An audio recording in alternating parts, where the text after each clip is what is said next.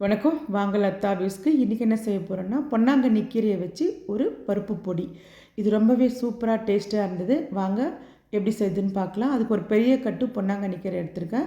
அதெல்லாம் கீரை மட்டும் கிள்ளி எடுத்து வச்சுக்கோங்க. அந்த தண்டெல்லாம் வேணாம். வெயிலில் போட்டு நல்லா காய வச்சுக்கோங்க கழுவிட்டு. அதுக்கப்புறம் ஒரு சூடாக இருக்கிற கடாயில் அந்த கீரையை போட்டு ஒரு பரட்டி எடுத்து வச்சுக்கோங்க. அந்த கடாயிலே நம்ம அதே கடாயில் நல்லா இரும்பு கடாயை வச்சுக்கோங்க. 2 கப் அளவுக்கு உளுத்தம்பருப்பு.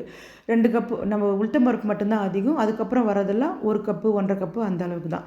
அதே மாதிரி கடலப்பருப்பு 1 கப்பு, பாசிப்பருப்பு 1 கப்பு, துவரம்பருப்பு 1 கப்பு, உளுவல் அதாவது கொள்ளு அதுவும் 1 கப்பு சேர்த்து எல்லாத்தையுமே வறுத்து பொன்னிறமாக எடுத்து வச்சுக்கோங்க.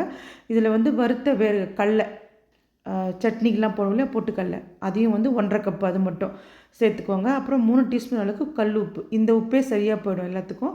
உங்களுக்கு இன்னும் கம்மியாக வேணும் ஜாஸ்தியாக வேணும்னா டேஸ்ட் பண்ணி பார்த்துட்டு போட்டுக்கோங்க. அப்புறம் 2 கைப்பிடி அளவுக்கு கருவேப்பிலை, ஒரு 30 போல் காஞ்ச மிளகா அதையும் இது கூட சேர்த்துக்கோங்க. நல்லா வறுத்துட்டு சேர்த்துக்கோங்க. அதுக்கப்புறம் 1 டீஸ்பூன் அளவுக்கு சீரகம், 1 டீஸ்பூன் அளவுக்கு மிளகு, 1/2 டீஸ்பூன் அளவுக்கு வெந்தயம். இது கம்மியாக தான் இருக்கணும். ரொம்ப இருந்தால் நல்லா இருக்காது, வாசனை வேறு மாதிரி இருக்கும்.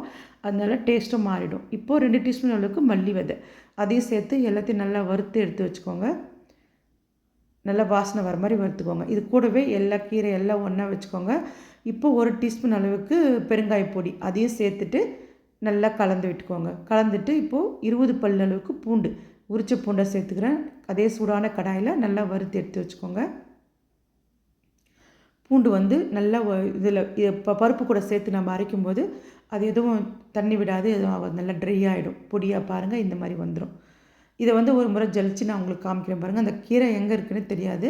கீரை ஃபுல்லாக பவுட்ரு ஆகிடும். நம்மளுக்கு கிறிஸ்பியாக தான் நம்ம காய வச்சு மறுபடியும் கடாயில் வருத்தோம் இல்லையா, அப்படி இப்போ இது மாதிரி ஜலிச்சுட்டு கொஞ்சம் பருப்பு அரைப்படாமல் இருந்துச்சுன்னா சின்ன ஜாரில் போட்டு நான் புல்லட் மிக்ஸில் போட்டு எடுத்து வச்சுக்கோங்க. இந்த மாதிரி ஒரு ஏர்டைட்டான கண்டெய்னரில் போட்டு வச்சுக்கோங்க.